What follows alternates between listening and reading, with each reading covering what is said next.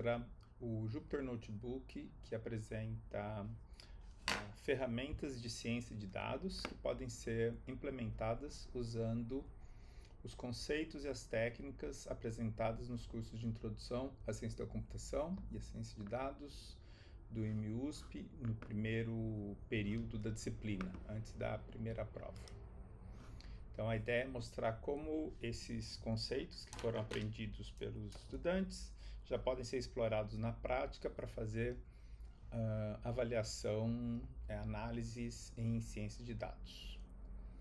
A apresentação está organizada da seguinte maneira: a ideia é mostrar algumas etapas típicas de um pipeline de ciência de dados, como várias etapas que são importantes e usualmente exploradas em situações profissionais dessa área, podem ser implementadas usando as técnicas de programação vistas até agora.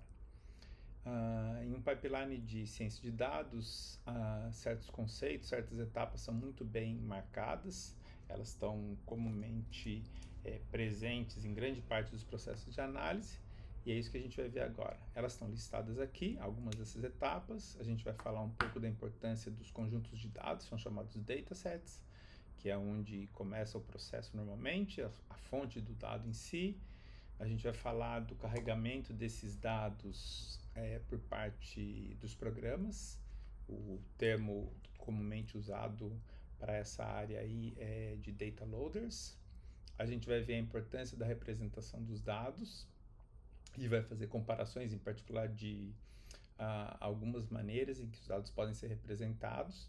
Essas maneiras foram discutidas na primeira parte da disciplina e a gente vai aprender um conceito novo também hoje. Depois a gente vai ver a ideia de tabela sumária de dados, a importância de manipulação de dados, em particular a gente vai falar de filtragem de dados e a questão de visualização dos dados. Esse notebook que é discutido aqui hoje, ele está disponível no GitHub da disciplina, nesse link aí, junto com o PDF desses slides que vão estar disponíveis que vai estar disponível para os estudantes. Bom, normalmente em ciência de dados, obviamente um aspecto importante diz respeito ao tipo de aplicação que envolve os dados tratados. Aqui a gente vai falar de dados simulados, mas de uma aplicação real. A ideia é que existe um experimento de uma nova droga para fazer controle de pressão e de glicemia, que pode afetar, que pode ajudar a tratar pacientes que têm variações, patologias, doenças diferentes, mas que são refletidas então ou pela pressão, questão de pressão alta, ou a questão de glicemia também alta. Então o dataset que a gente vai usar, ele está disponível no Git da disciplina e ele tem essas colunas que vocês estão vendo aqui, tem o ID do paciente, a data, a pressão sistólica e diastólica, as medidas de pressão, né? A glicemia e o grupo. A ideia é que existem 3 grupos de pacientes, são os pacientes que não tomaram nenhum medicamento, o grupo dos pacientes que tomaram placebo e um grupo de pacientes que tomaram o medicamento em si. O medicamento ele é administrado e os dados são coletados a partir dos pacientes em 7 dias seguidos. Então, a gente pode ver aqui nesse exemplo, o paciente 1, ele coletou esses dados dele do dia 19 de março de 2021 até o dia 25 de março de 2021, e aqui estão as medidas obtidas para o paciente 1 nesses dias. Então esse aqui é o dataset, o formato do dataset. E essa planilha está disponível. A primeira ideia, o primeiro conceito que a gente vai explorar então, chamar a atenção, é a questão do que a gente chama de um data loader, que é o carregador de dados. Nesse caso é simplesmente ler uma planilha. O carregador de dados que está disponível no Jupyter Notebook, ele permite carregar os dados de 2 maneiras distintas. A gente pode carregar direto de uma URL, é um CSV, como esse dado aqui, esse dataset essa planilha que está disponível no GitHub do curso, mas a ideia também é que ele permite, caso essa URL esteja vazia, o carregador de dados permite que o usuário faça um upload direto do seu disco local, supondo que ele está no disco local do computador do usuário. Esse aí é o Data Loader. A gente vai discutir então agora a questão de representação de dados. Na disciplina, nós exploramos bastante esse tipo de representação, em que a planilha ela é lida e as colunas da planilha elas são transformadas em listas. Então, o EP tratou dados assim, a própria prova tratou dados assim, e aí a gente tem que retornar as listas todas correspondentes àqueles dados que a gente viu no slide anterior aqui. Essa abordagem ela tem algumas vantagens, talvez a simplicidade é uma das principais, mas ela tem a desvantagem que, em princípio, todas essas listas, como elas dizem respeito a um dataset único, elas acabam andando juntas o tempo inteiro dentro do sistema, dentro do software, do programa. Existe uma maneira mais natural, que é bastante explorada em Python, uma estrutura de dados que a gente ainda não aprendeu na disciplina, mas que a gente vai explorar agora, que é o conceito de data frame. O data frame é a maneira como esse pacote, que é chamado de pandas, que tem o objeto aqui ativando ele, né? Invocando o read CSV, o PD, o pandas, ele consegue representar todas essas listas internamente, como a gente está vendo aqui, e elas podem ser referenciadas a partir do ID de cada uma das colunas. Então essa é a maneira como a gente faz o carregamento sem se preocupar com as listas. A vantagem aqui é, na verdade, uma simplicidade grande e o poder de utilizar as ferramentas dos pandas diretamente em cima desses data frames.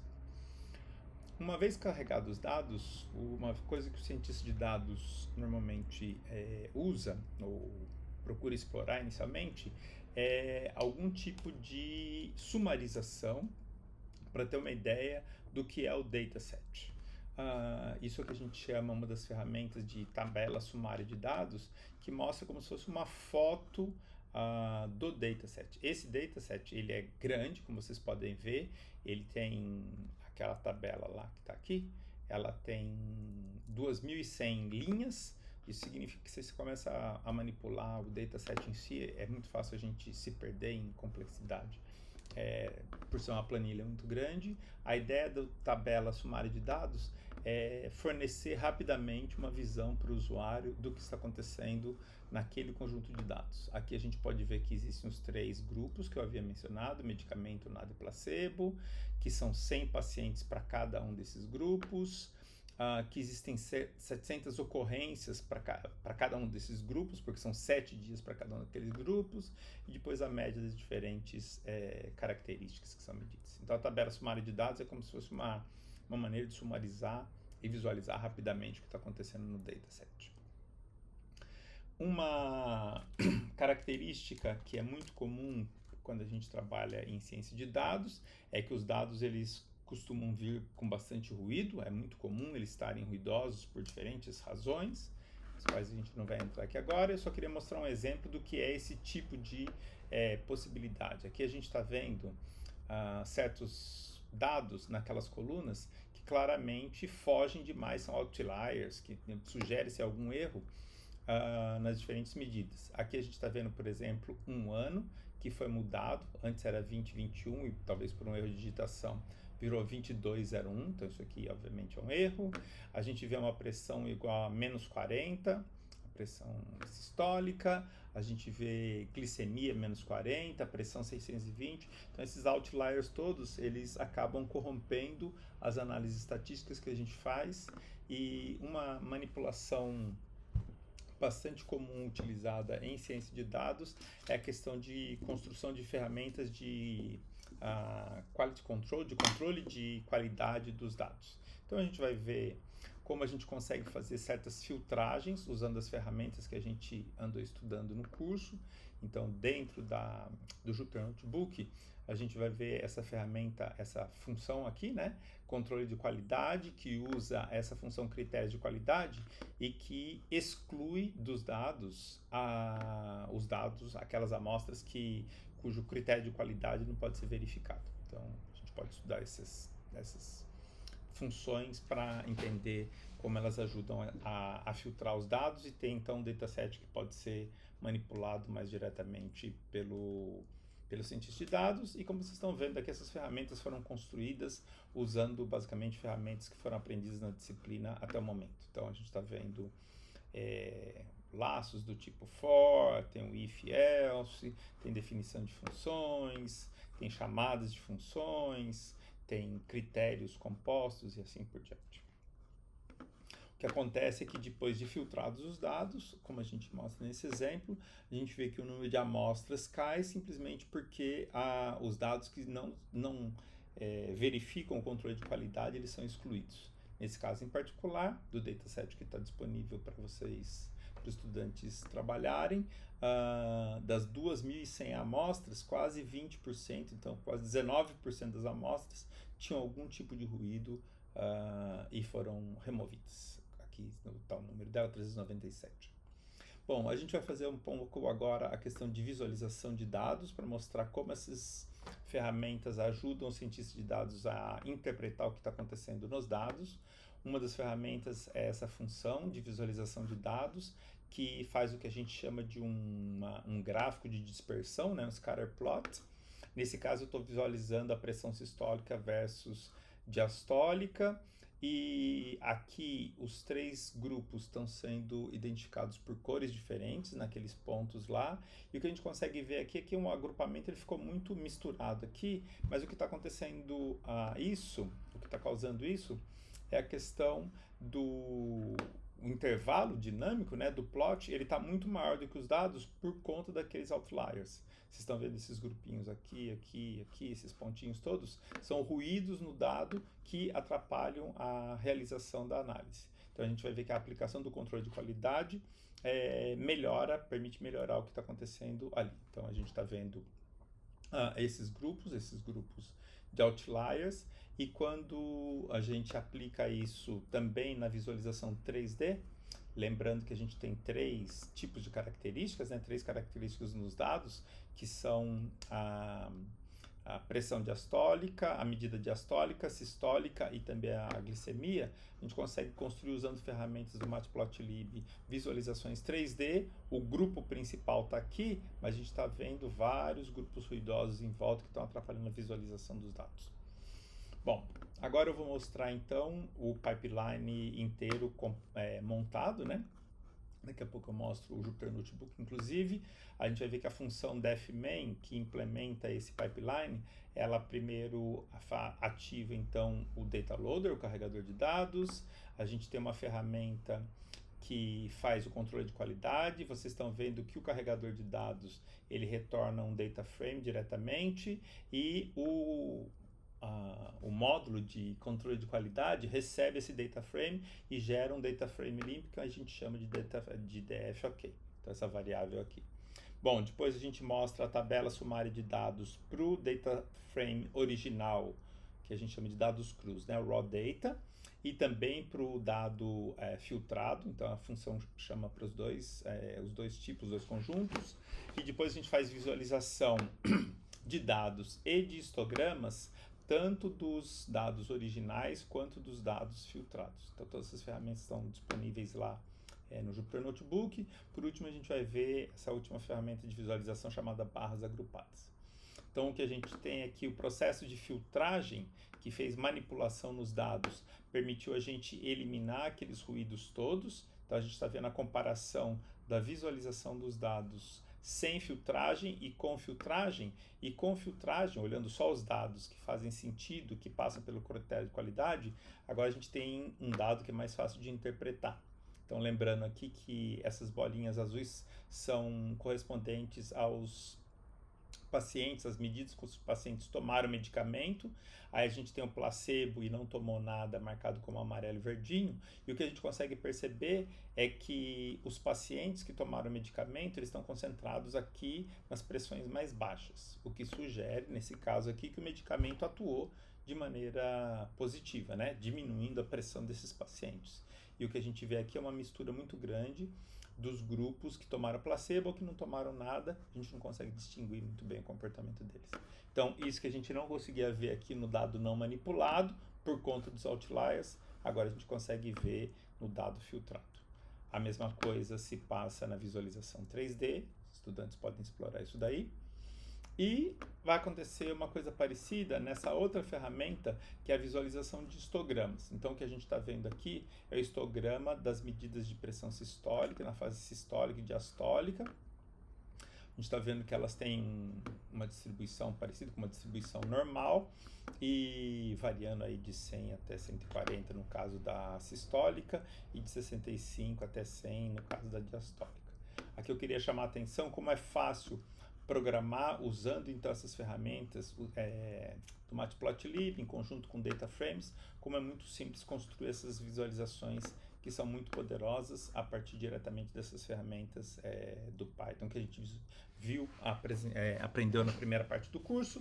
E para concluir, uma outra ferramenta, um outro tipo de visualização, que é o que a gente chama de barras agrupadas, as médias, os valores médios por grupo das medidas que foram avaliadas.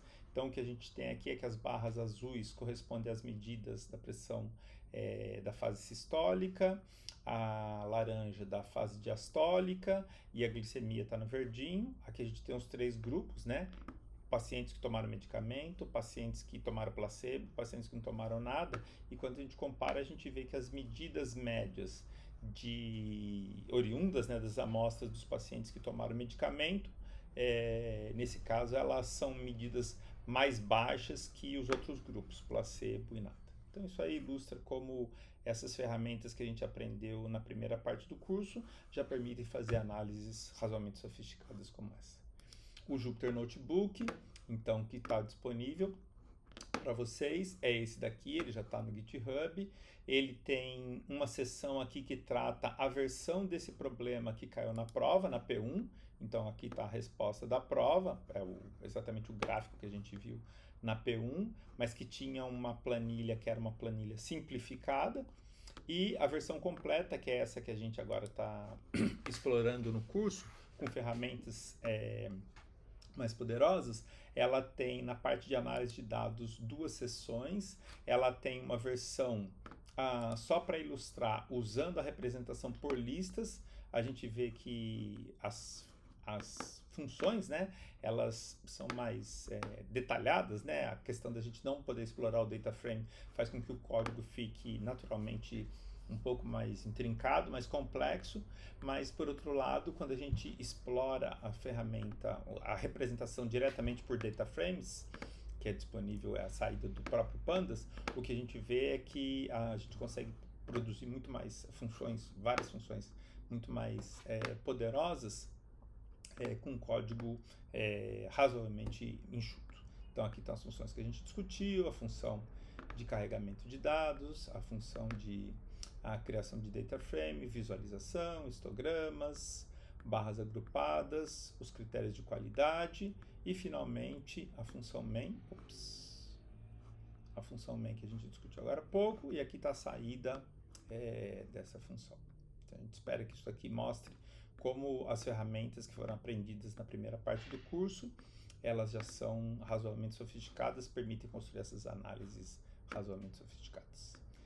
Por último, a gente não vai entrar em detalhes, mas os dados foram sintetizados, esses dados foram criados, e aqui a gente tem a ferramenta, um programa que faz a geração daqueles dados a partir de distribuições probabilísticas, aleatórias, assumidas sobre as diferentes medidas, e em particular toda a análise que a gente fez ali em cima é um CSV gerado para essa segunda parte aqui, para quem quiser se aprofundar. Está tudo disponível no Jupyter Notebook.